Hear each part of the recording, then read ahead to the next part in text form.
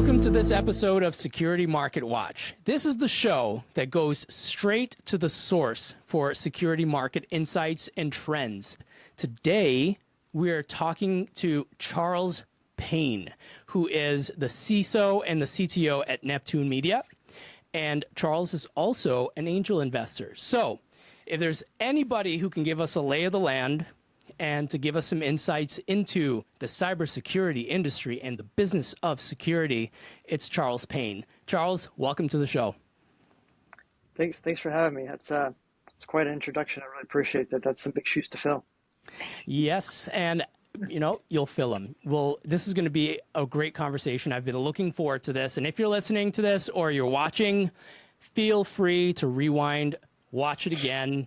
We'll put out some clips. And so let's get right into it. Maggie, what's going on in your world?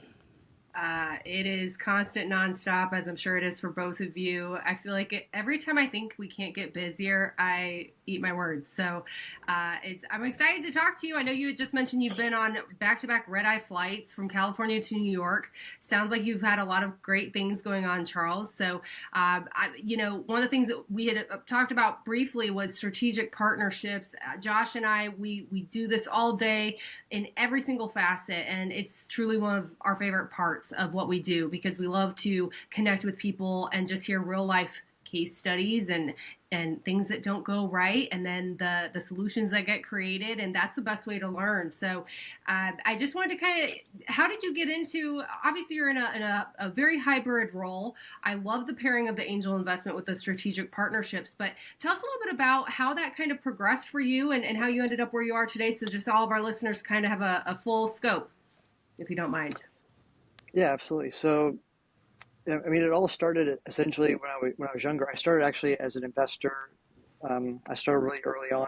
So I was in the stock market. I worked for a financial company early on, and then I went into computers and cybersecurity after that. I entered as network security, and that eventually evolved into what we call today cybersecurity. So I've been in both for quite some time, but I was in finance first. Okay.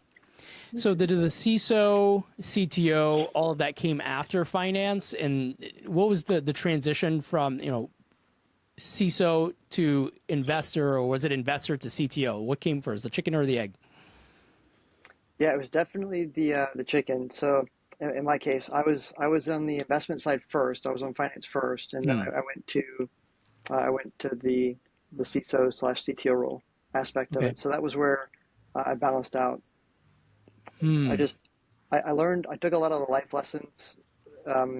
There's many different types of CISOs, right? There's a business CISO, business-minded, there's technical, and then there's a variety of other ones. So I actually have the ability to combine a couple of different acumens. I'm technical, but at the same token, I'm also business-oriented because I've got the financial background. So it gives me a little bit different perspective than some of my peers might have, just because of just some of the experiences that I might have had in my life. Mm-hmm. And especially for those who are listening, if you're in sales, I know I get a lot of these questions from my friends who are in cybersecurity sales. We don't know the technical side enough. We don't understand it enough. And so this is a point that I would love to touch on today and sort of make it a focus for those people, for that audience. So what was it like going from the technical to the business? Do you still use that technical knowledge to evaluate companies that you're looking to invest in, or how exactly does that technical knowledge come into play in the business realm, specifically in the investment domain? Great. So when I'm doing the investment aspect of it, the technical prowess and the technical knowledge really comes into effect when I'm actually evaluating somebody's solution or I'm listening to someone's pitch, because at that point in time, I have enough technical skills to understand if what they're trying to tell me is actually legitimate, founded by fact, or if it's just something that they pulled out of the air and they might be exaggerating a little bit. So it gives me a quite a different broad scope of And there's been many times where I've been a judge at one of the investment summits that I've called people out, and I try not to do that too often, but there have been a few times where some people have just said some really outlandish stuff, and I'm like, I just can't let it slide. But I try to. Sometimes it's too good to be true, and it's good to have that technical knowledge to be able to filter out the you've got it. Let's put it this way. You've got a pretty healthy bullshit meter. That's what the technical aspect kind of helps with, right? Yes. Yes. Okay. Absolutely. My words, not yours. Well, and I have a question. So you're obviously very well traveled, and something that I know I learned in my own travels is you can't sell to one region like you would the next. And that's something that I feel a lot of sales executives that might be working on a national spread or even international basis tend to forget from time to time. So, for instance, I used to sell in Indiana. That's where I'm from. I moved to LA. Totally different spread. Trying to then sell in, like you said, New York or even a Texas or a Florida. And then you talk international, that's a whole other box of worms. But what challenges have you maybe seen and kind of back to the BS meter that Josh was talking about, because there's different types I've noticed in my own experience, but just your take on that. Have you seen kind of a difference in that at all or experienced something maybe to that regard?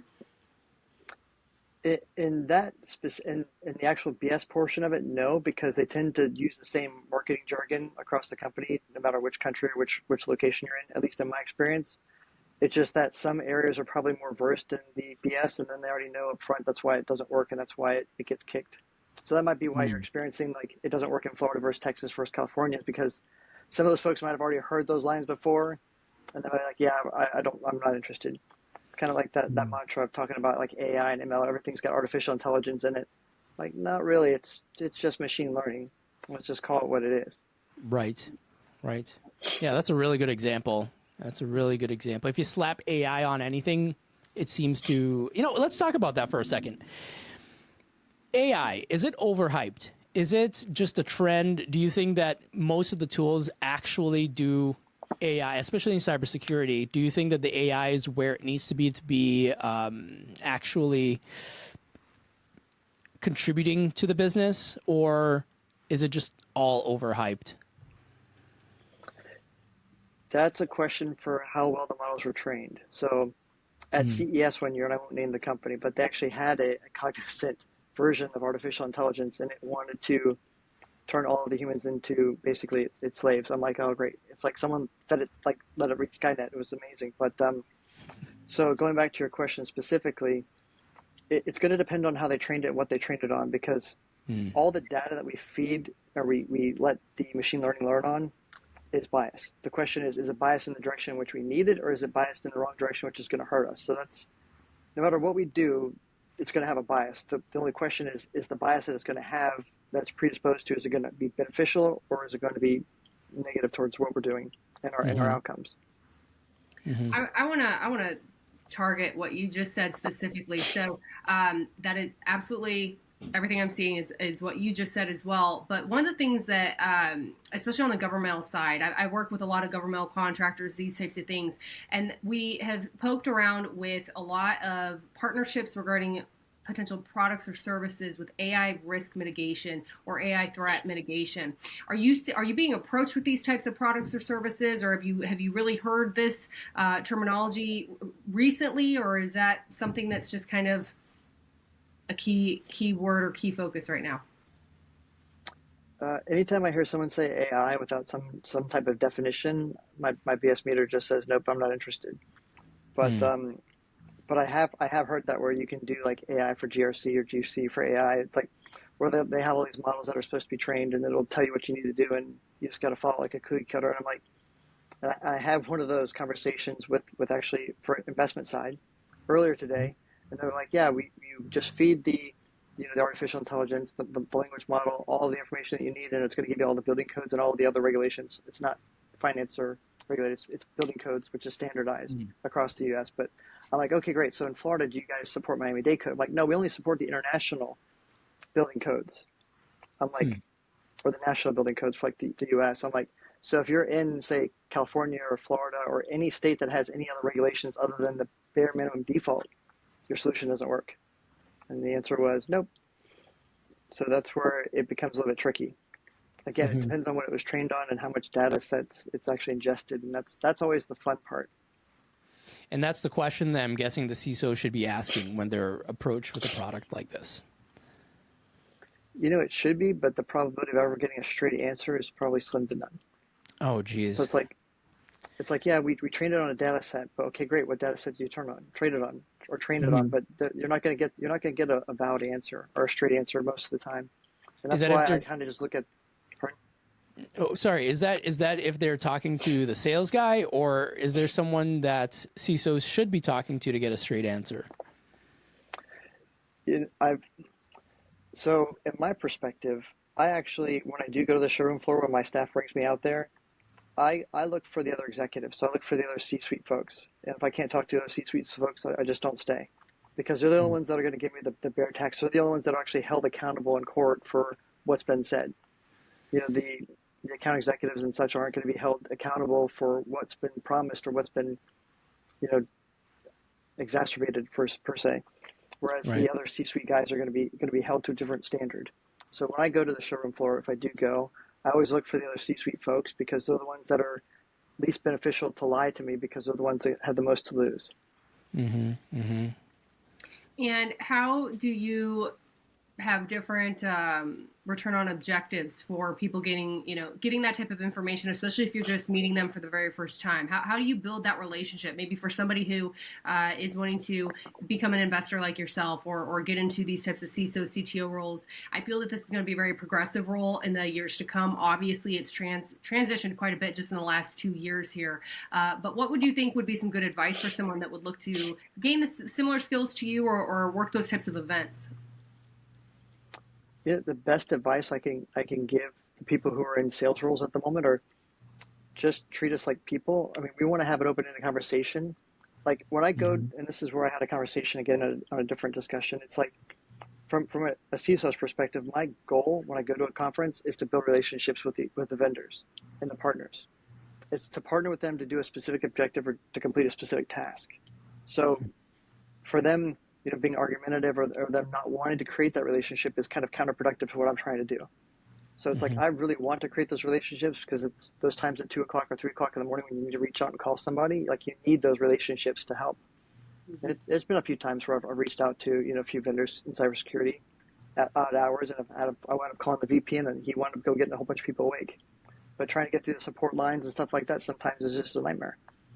So it's like, we want to create those relationships. Like, as an executive, I judge my ROI, my return on my time, per se, so my ROT, but based on how many relationships I can create. Obviously, vendors judge it on how much money they can make, but it's not mutually exclusive. They're the same thing. They're just measured differently. The metrics are different, but they're the same result.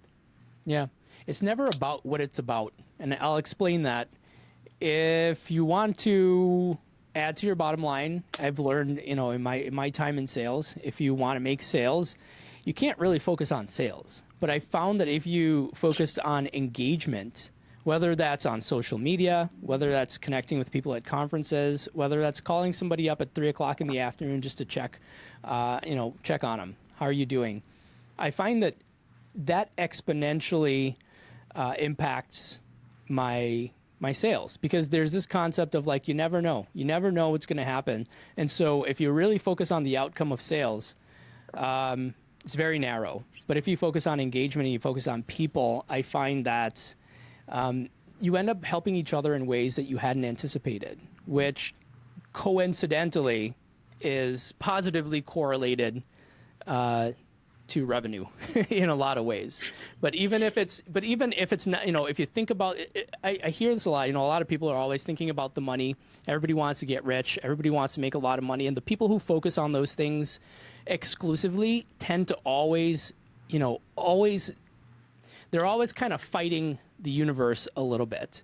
And so I love when people are just like, you know what? It's about the money, but it's not about the money. It's about meaningful and positive human relationships. And the money is indicative of how well you have solved a set of problems. And so is that sort of your attitude when you're going on to a show floor, or do you have a different or adjacent philosophy that you follow? No, I think that's spot on. That's my philosophy. Relationships equal ROI. I just measure I measure my return based on relationships, and vendors measure it on dollars and cents. But at the end of the day, they're the same. Yeah. This is a very interesting conversation, because I'm going to speak on behalf of women. Women do not think at all like how you both just described that. So really? That's interesting. But I know this about a lot of men and angel investors. They think exactly like what you said. Relationships are ROI. For women, relationships are I buy people. I don't even think about the numbers because the numbers always follow. So I look at it from an opposite angle. And that's something that we've talked about a few times on the show. Cybersecurity only has, I believe, about 19 to 20% women in it industry wide. So we're trying to bring more women on board in every capacity possible. We're having, CEOs like Tina Williams-Caroma, and we had Dana Mantilia on a couple weeks ago. She was fantastic. And to really bridge some of these communication gaps, because I feel that that's something that there's an issue between men and women, and this is not just in cybersecurity. This is in a lot of different facets, but it's truly about how communication is perceived and also retained, and then how is that then communicated back during a sales process. So have you seen any challenges with this on your own, just as you've traveled around the country, or any dealings that you've maybe seen some ways that women could help impact sales or bring additional revenue in? I don't want to sound gender biased, but I noticed that when I'm out socializing, because I don't go to the bars because I want to get drunk. I go to the bars because that's where everybody else is, and I'm just trying to grab a drink with somebody else to build the relationship. It's just touch points. Mm-hmm. That's all I focus on is touch points. Just going back to what Josh just said. It's those interactions, it's those touch points that are so critical, because at the end of the day, the more and statistically, I think it was 13. If you after you have 13 interactions or touch points, they typically tend to buy.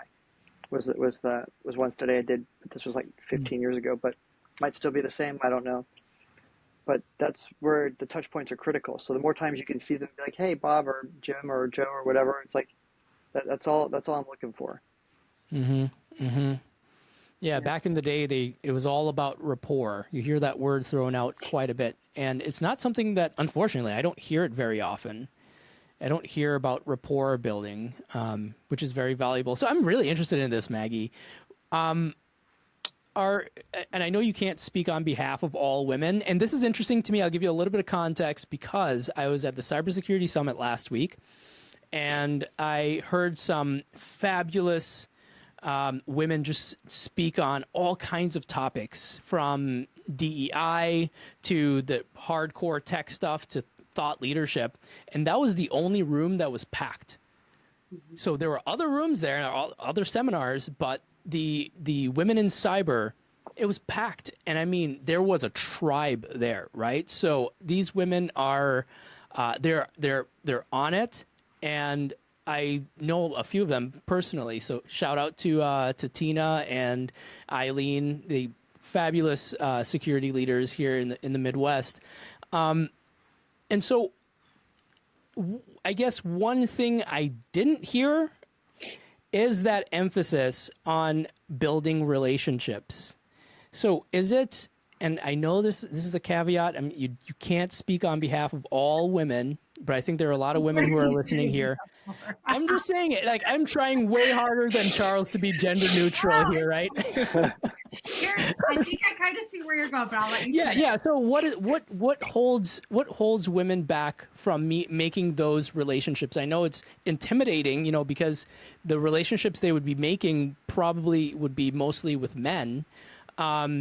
Is it because there's the man factor there, or is there something deeply psychological that may be preventing women from going out and forming those meaningful relationships? I think it's a little bit of both. And for the love of God, dear sisters, don't ring me up for this. This is just my opinion and my perception. I think that, number one, we're already working in an industry where there's no trust. So there's that. Then you're talking psychologically. Men don't trust women. Women don't trust men. That's a very commonality I see. Then you put it into this industry.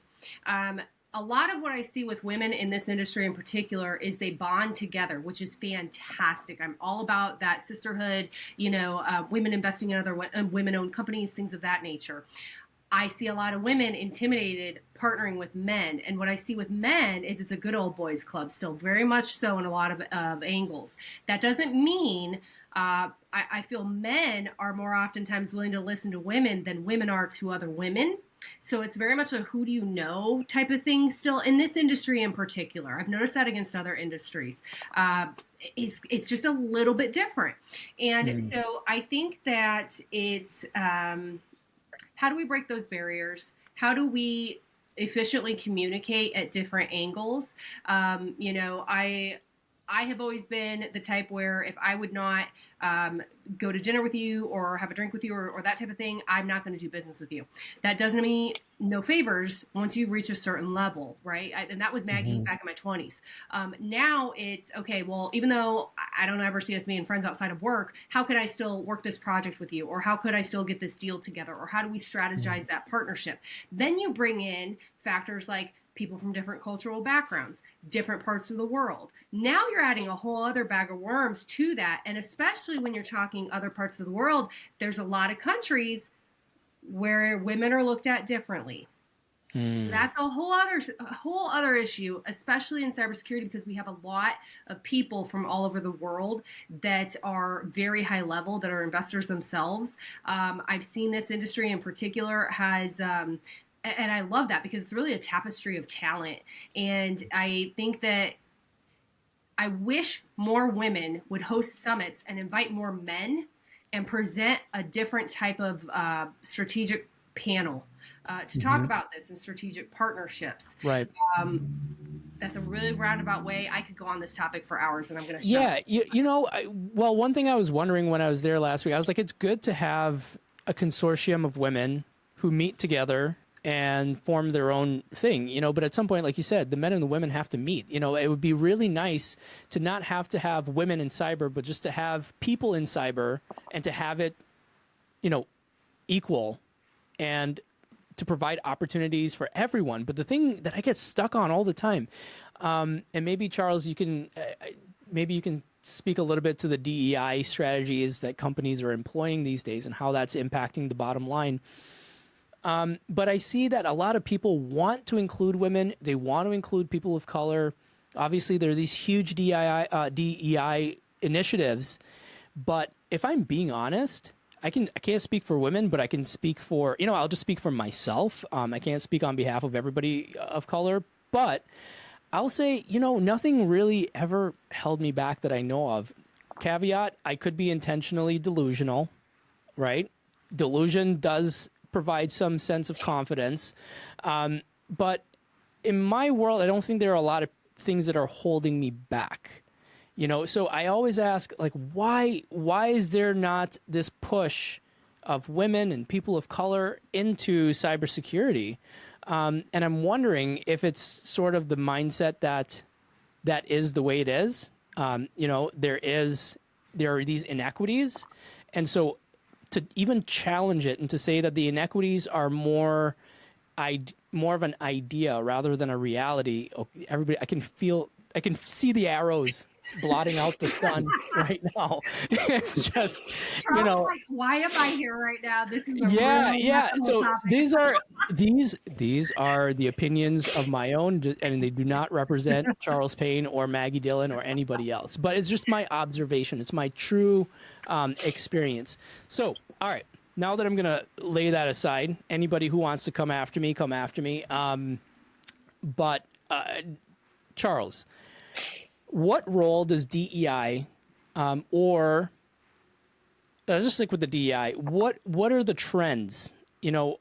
Is it going anywhere, or is there more of a push? Are companies increasing their quotas? And I hate that we have to even talk about it in that sense of quotas. Is that a factor when you're looking to invest in a company, or is it something that you should just disregard and sort of let the universe play it out? I've actually spoken to a few people in Ghana for investment purposes, and I'm going to admit that I'm probably agnostic. I don't look at color, race, or gender as a deciding factor. I look at what's going to make money. I mean, that's the only discriminating factor I discriminate against, is if it's going to make money or is it going to lose money. And that's the only thing I have that I discriminate against on that part. But going back to like your DEI question, it's like I used to teach as a professor for a while, and I would notice that more more inherently as a white male, speaking for myself in this case, I would apply for every job. It doesn't matter what it is. It could be like, trash collector to CEO. I would apply for everything down the line because I know at one point in time, I'm going to hit the recruiter that's going to say, hey, this doesn't make any sense. Why do you apply for this? You should apply for over here.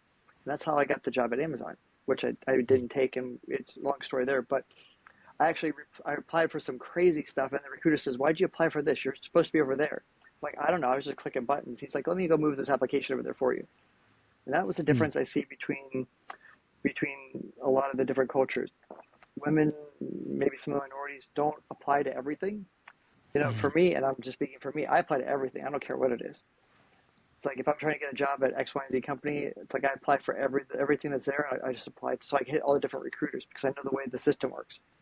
But I know that some of my students that were female would look at it and be like, I don't qualify for this. It says it's a entry-level position, but it wants 5 years worth of experience. I'm like, it doesn't mean 5 years worth of hands-on experience. Just click apply. You have to apply. If you don't try, you'll never succeed. You have to apply. It's like I know because I'm teaching them. I'm talking with them on a daily basis. Like they have the skills, but they're just they're a little bit skittish about applying because they're like, oh, I don't meet the job description. The job descriptions are crazy. So just circling back to everything that we're saying back again for DEI, it's a crazy race, and I focus on diversity and inclusion, obviously. So whenever I can, that's necessary, absolutely. Because at the same token, and Disney's favorite saying is, they get their imagination and they get all their creativity from diversity, which is true. I mean, I live in this little box myself, and I wouldn't see things the same perspective that Maggie does, or even you, Josh. So it's like we need everybody to be part of the same page because that's the only way we're going to grow as a community. And I've said this I don't know how many times, but if you look at the difference between an adversary or a black hat, criminal, versus like the white hats, when I was in IFSI second, I was working in financial sector. We couldn't disseminate our information or our TTPs or IOCs and indicators of compromise until like, a week or two or longer after it's been sanitized and down the line. By that time, a whole bunch of other people have been hit. But you flip that script and then you actually talk about what the adversaries are doing. They're actually talking amongst themselves. They're like, hey, I tried all this stuff. It doesn't work. Try something else. So it's like the way that they're communicating is in real time. The way we communicate is like next month, literally. So it's like, it's crazy. And that's where we have a huge problem at. On top of everything else. Yeah. Yeah. And if you're an employer let me just say this, you say that whatever makes money, that's basically your discriminating factor, right? If you have half the population excluded, that's half the talent, probability wise, there might be an Einstein among women and minorities that you never tapped into. So including everybody will always impact the bottom line positively. Number two, so three things. Number two, if you're dumb enough to not hire the right person just because they're not male and white, your company will pay a tax, a stupidity tax, an idiot tax for not taking that opportunity. Number three, for all the minorities and the women who are listening to this, for everybody, not even just just everybody who is a human being and of age, apply, and talk to people because you just never know. So, okay, I'm off my soapbox. No, I'm going to caveat exactly what you just said there. I have 15 years of executive headhunting experience, and I cannot tell you how many times someone would apply to a position I was looking to recruit for, and even though they didn't match that position, I would look at their resume and say, hey, they don't match this search, but they match this search. And I would fill several searches with a candidate that didn't even apply for the one they thought they were. God bless you. For. And truly, I encourage, especially if you're coming into cybersecurity with no experience, do not let these parameters that society has developed, these old school recruiting technology or societal standards, it doesn't match anything that we're doing. We are innovating at rapid speeds, and we need as much help as we can. And we're seeing positions being created out of thin air based off of experience or personality or whatever the it factor is for that particular company. So I just love what both of you have said in that regard because it's true. I've done it. I've seen it. I've helped people. So I apply. All right, you've got 3 out of 3 endorsements for applying. Okay, let's switch gears. CISO, the CISO part of your gig. What is the toughest part of being a CISO in 2023 going into 2024? SolarWinds. Say it again. SolarWinds. So Solar seeing Wind. what Yeah, happened. Solar Winds. Yeah. Okay, that kind of thing. I looked at that I'm like, man, like here we go again. I'm like Mm-hmm. it's crazy. So it's like I know we're doing our job, but I mean like I don't know any of the facts of the case. But I looked at it like and I just saw the headlines. I'm like, uh-oh. Oh, Like geez, another one. yeah, like I don't see the thing is like I don't know if there's any like I'm assuming that there's probably some type of legitimacy behind it, and there's probably some of the allegations might be true. I don't know.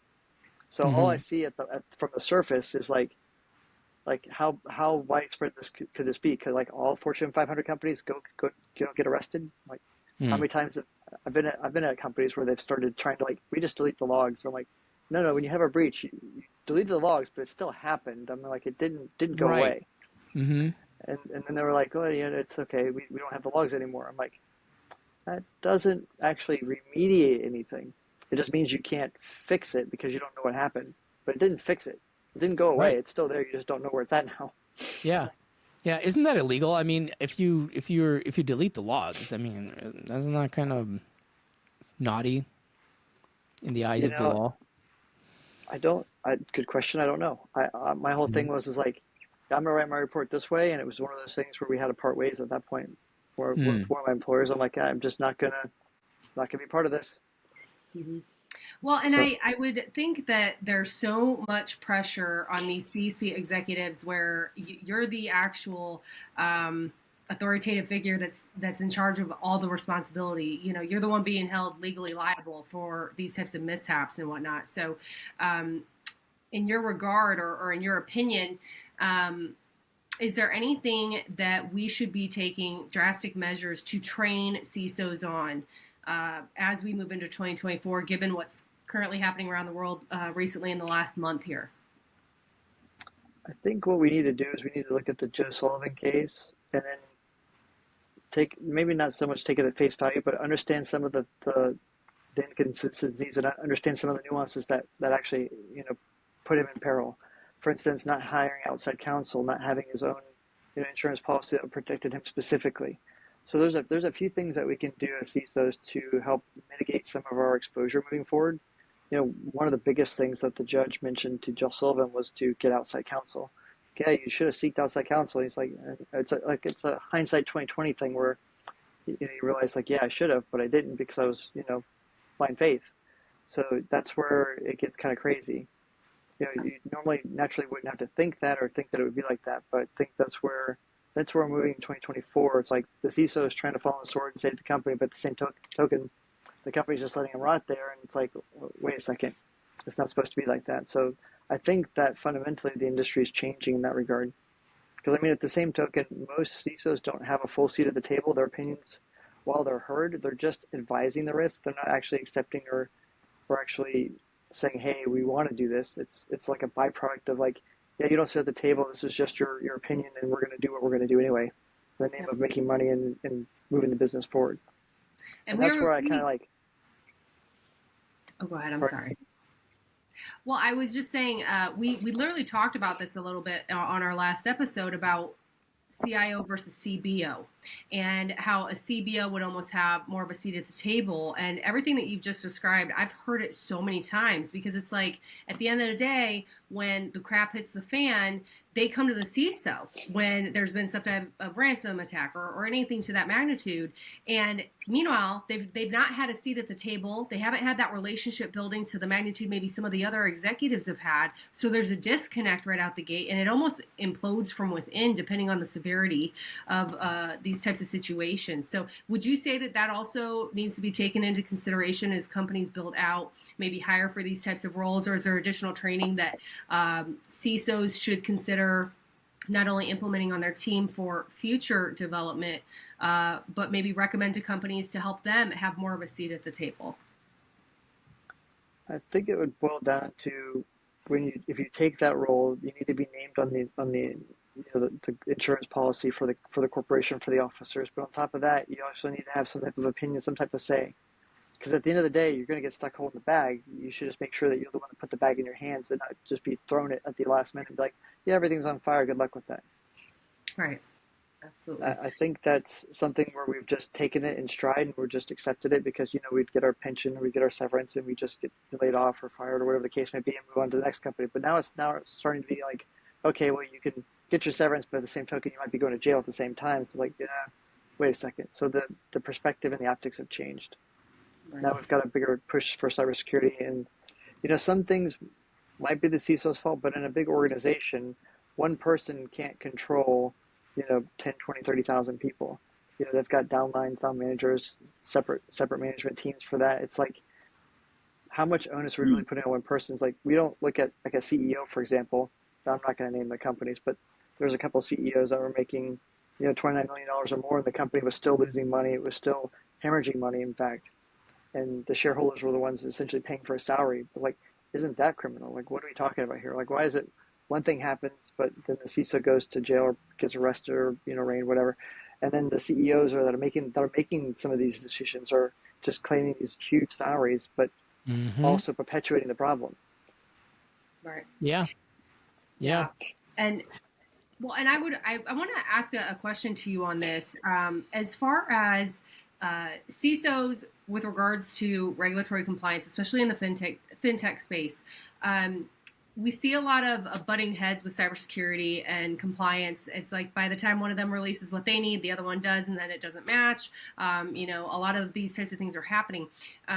Is there a way that compliance standards could do a better job, or compliance, the industry as a whole, could do a better job with cybersecurity leaders to make sure everyone's overall protected for some of the situations that you've just described? Inherently, no. I mean, there might be some things that you can do to help mitigate it, like, make sure you know the insurance policy, like making sure you do your own due diligence. But, I found that, working with your own counsel and then trying to like actually implement procedures and policies prior to there being an incident and trying to get ahead of some of the stuff. But again, sometimes it's not possible. When I interviewed for, not the current position, but, a couple of months back, it's a couple corporations ago, I actually interviewed with their lawyers, with their company lawyers, their corporate lawyers. So it's like I went through that. I tried to understand where the company was, what their mindset was, and what their strategies were. So it's like that was part of my own due diligence, is trying to make sure I had the opportunity to talk and vet with them to make sure that I was going to be as happy as I was expecting to be with that organization. So there's a lot of things where I think people just get excited sometimes, like, oh, I'm a CISO for X, Y, and Z, and then they don't realize that might have more perils than they might have originally expected. It might not be also glamorous. 2 questions to wrap up here. Well, yeah, 2 questions. One, I want to focus on the new CISO. So a CISO who is maybe, let's say 6 months into the job, 2 to 6 months into the job. And the second part, I want to focus on the CISO who is well accomplished, like the person who has a security program that's just humming along. They're not there to change anything. They're not doing any huge transformations. Okay, the first group, the new CISO. What are the top 2 or 3 activities that a new CISO should engage in? And we're talking about, large companies, say over 1,000 employees. What should they be doing in the first 6 months of the job? Ooh, those are really long questions or really long answers. But I mean, in short, the first thing that a new CISO at a new organization would want to do, I'm not talking about like new in terms of like maybe maybe that is your question. Maybe you're talking about like brand new green, 2 months ever being a CISO. No, they could have held other CISO jobs, but this is their first time at this company, and not necessarily the company. I know there's a lot of caveats here. The company might not even have to have had this CISO as the first CISO, but let's say I'm a seasoned, I've been in the industry for 5 to 10 years, and I'm starting at, Acme Corporation. What should I do in the first 6 months? The first thing I would recommend to do is, one, talk to general counsel, and two, try to make sure you have a seat at the table so that whoever you're talking to or whoever you're presenting to for your board meetings are receptive. Again, this goes back to relationships equal ROI, because as a CISO, you're a salesperson. Your job is to sell the board whatever you need to do. So they're the ones that give you the money. So you're a glorified salesperson. Your job is to sell the board whatever you need. So if you need budget for X, Y, and Z because you need to do cybersecurity for, all of your endpoints or whatever the case may be, that's your job, to sell that reason and that logic to the board. I mean, we are salespeople at the end of the day, which is kind of why I find it funny where some CISOs might, be, adverse or disparaging to some of the other sales folks that sell cybersecurity stuff. I'm like, wait, you're a sales guy too. You just do it at a different level, but you're still a sales guy. Thank you. The CISOs and the sales guys can be friends. Love it. We love that. Yeah. I mean, that's what it all boils down to. So, like, if you're 2 to 6 months into a new company, you need to secure your seat and find out who your allies are. That would be the first thing, aside from just your normal due diligence of trying to find out where your assets are, where all the skeletons are buried, if any, and then just trying to do the other normal due diligence. So, I mean, there are a multitude of different directions that you could do, but the very first thing that I normally do is find allies. That way, when I need a budget, when I need to do something, it's like, oh, okay, Trolls, no problem, it's done. It's not like, oh, please let me have this, because begging, it won't be positive. Right. And the legal counsel will help you cover your rear end. If you go into that legal spider web blind, you're going to get eaten. Never thought of that before. And just be sure to have your own legal counsel as backup. Learn that today. Yep. This sounds like you're speaking from experience, Maggie. I'm not going to dig into it, but I'll let the people believe what they want to believe. He was talking about the Joe Sullivan case and things that we learned through that. So he was talking about how we had to have backup. I'm not familiar with that case. Awesome. Okay, so now let's say the CISO who has been at this company for 30 years, they're about to retire, maybe in the next year or so. Is there anything they can do to make their program better, or even to make the community better? What would you say to those folks? I mean, if you've been a resident CISO for that long, let me step back for a moment and understand. This has been a conversation that I've had with a lot of my other Fortune 500 folks. We're CISOs because we're typically type A. We get hired to do a job, and we get in and we get out. That's why our cycles are 18 months. It's not because we get fired and every 2 months or every 6 months or 18 months they fire us and we go move on. No, we get hired to do a specific job. We get there, we do the job, we move on. And that's what's really going on. It's not like it's like the security is like crazy where we get fired all the time. No. It doesn't happen like that. We're there to do a job. We get a job done. We move on. And that's what we get hired for, and that's what our goals and expectations are when we get there. So, if a person's been there for 30 years or a really long time, then, I would, if I was on the other side, if I was on the board, or if I was, their downline, I'd be kind of wondering what he's doing. Because my guess is, if you're just humming along and you're not innovating, you're not trying to save the money, you're not trying to save the business money, then maybe you're just a technical CISO, you're just looking at the policies and stuff. But then maybe you're not business oriented. Maybe you're spending money, frivolously that you didn't have to spend. I don't know how many times I've seen that happen in corporate America or enterprises. Like, they just buy something because they always buy it. It's like you don't get fired for buying X, Y, and Z product, and they just keep buying it and keep renewing it. I'm like, yeah, it's such a waste. I've seen it happen over and over again. So that would be what my perspective would be. But I mean, obviously, I know it doesn't happen to all the CISOs that have been there for a long period of time. But usually, when I see a CISO there for a really long time, I'm like, it's like they're really comfortable. They're not really ambitious, and I'm like, I would tend to lean more towards helping the person that's new, because he's got something to prove. The person who's been there for, in the case 30 years, I'm like, they don't really have anything to prove. They're just collecting a paycheck type of thing.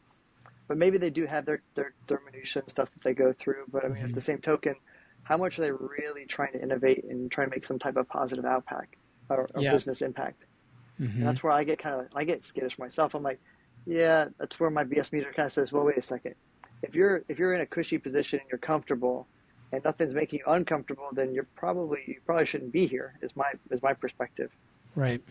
Because my guess is you're not trying to move the needle. You're not trying to innovate. You're not trying to help the business go forward. It's like you might just try to keep status quo, which is not beneficial for the business long term.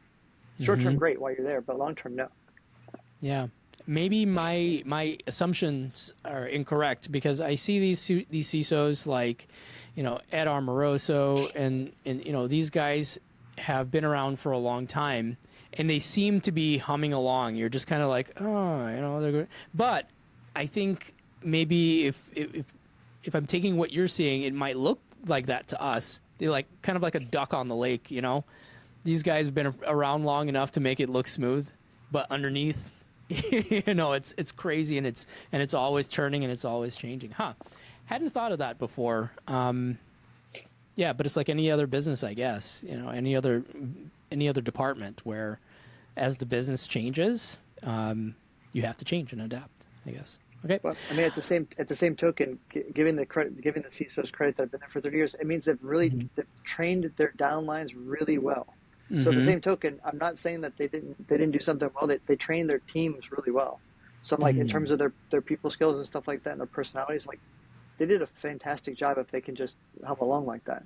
So right. I don't want to say that they didn't do anything great. I mean, that's phenomenal that they can do that. But on the flip side, from the business aspect of it, I'm like, maybe we could do something better. Right. All right, Charles. We're coming to the end, my friend. Thank you so much for being gracious with your time. You're busy, and you took the time to, spend the afternoon with us and our listeners, and we really appreciate it. So if people are looking for you online and they just want to drop you a note or, send a bouquet of flowers to you, where can they find you? Flowers would be crazy. They can find me on LinkedIn. So they can find me on LinkedIn. And maybe I'm old school where people send an email. I'm like, why don't you, my whole thing is text or call. But, you can also send me a message on LinkedIn or an email. I get probably 500 to a couple thousand emails a day. So, I'm admitting I won't see the email right away. So if you needed something, I would just say call or send text. Sure. That's why I tell everybody. I'm pretty accessible to my staff and to our teams. It's like, I think that open door policy is imperative to what we do, because you have to have that transparency. You have to have that trust. And the only way to get that is being accessible and being open. And that's how we connected. You were active on LinkedIn, and we just got on each other's radars. And I looked at your line, and I said, "This is somebody I want to talk to. This is somebody who embodies the spirit of the show." So thank you so much for making yourself available, Maggie. Where can people find you? LinkedIn, and also you can find us, the Security Market Watch, on YouTube, Instagram. We're all over. We're easy to find. We put ourselves out there. We're easily accessible as well. So come find us. Yes, and you can find me on LinkedIn as well, linkedin.com/Josh Bruning. You can find us also. You can find me on Instagram, but if you find me on Instagram or TikTok, you're going to just get a bunch of like preachy thought leadership, motivational, you can do it, type of stuff. But if you're into that kind of thing, you can check me out on TikTok and also on Instagram. All right. And thank you, dear listener and watcher, for tuning into this episode of Security Market Watch. Thanks, everybody. Bye.